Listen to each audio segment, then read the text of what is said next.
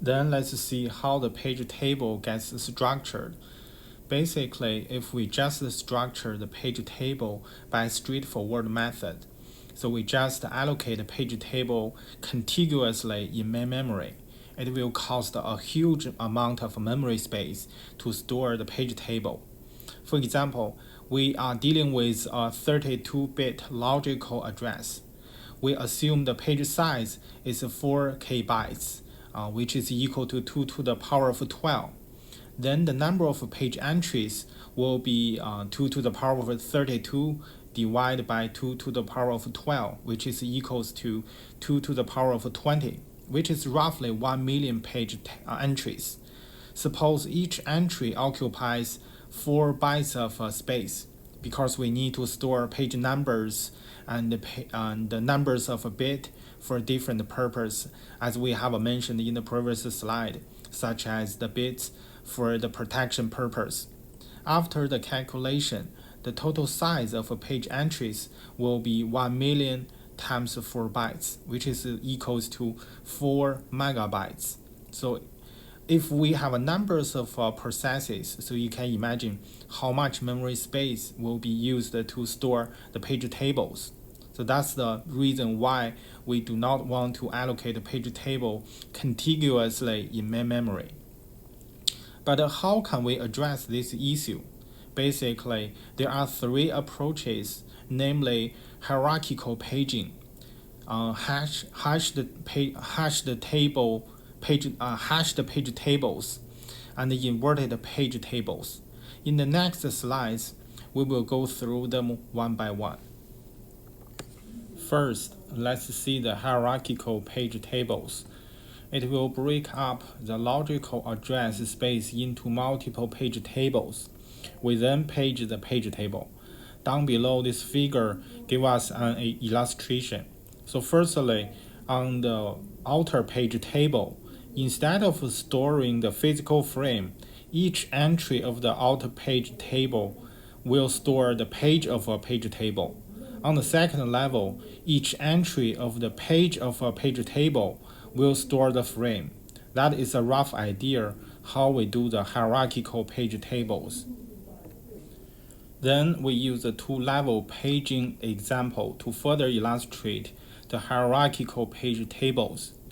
We assume the total size of a logical address is 32-bit, and the page size is 1K, which is equals to 2 to the power of 10 bits. Then the logical address can be divided into 2 parts. The lower 10 bits is for page offset, and the higher 22 bits is for page number. Since we use a hierarchical paging to page the page tables, the page number can be further divided into 2 parts. The higher 12 bits is used for page number, and the lower 10 bits is used for page offset. In this slide, it further illustrates the hierarchical paging mechanism. As we have mentioned, the logical address has been divided into 2 parts.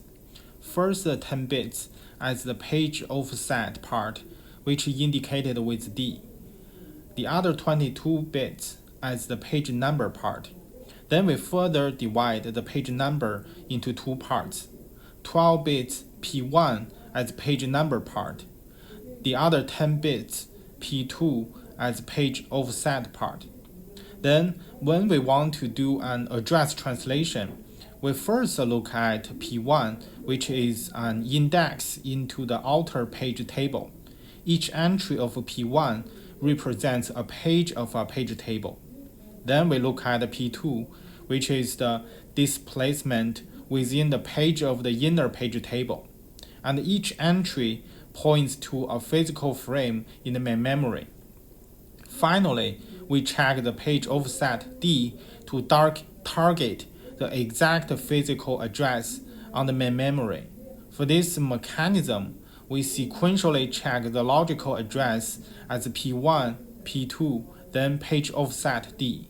Therefore, it has another name as a forward mapped page table. In the previous slides, we have illustrated the 32-bit logical address space, but nowadays most of the operating systems are using the 64-bit structure.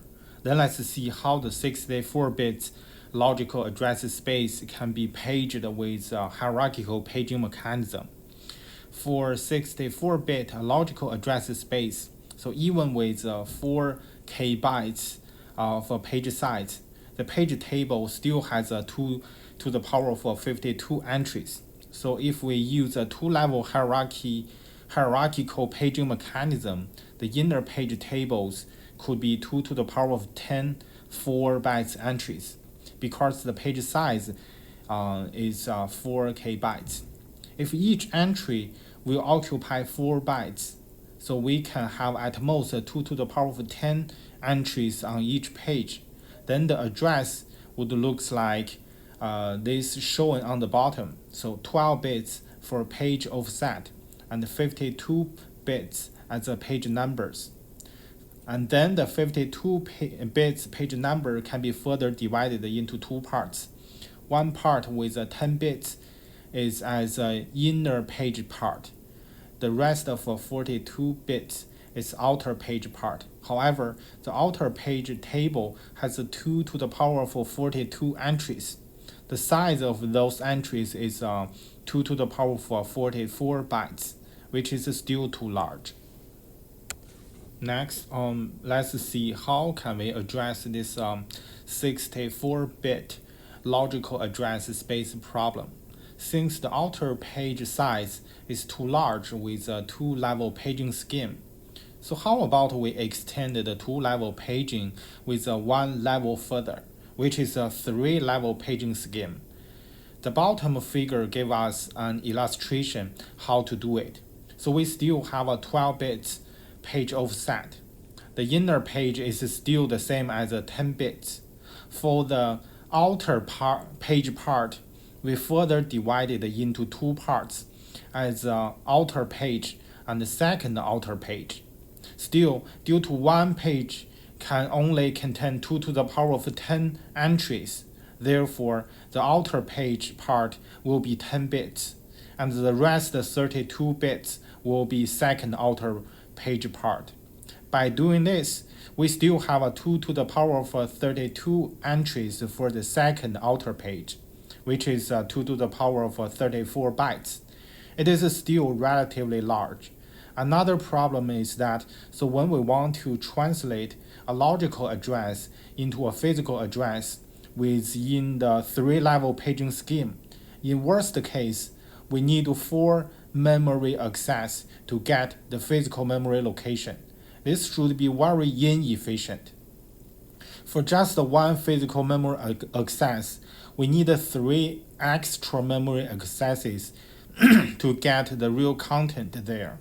And also, you can see that if you want to make the outer page even smaller, you can add more levels to get smaller outer page size. However, the efficiency will be further decreased. So we may want to exploit other solutions to address this problem. That would be the other two solutions we are going to look at.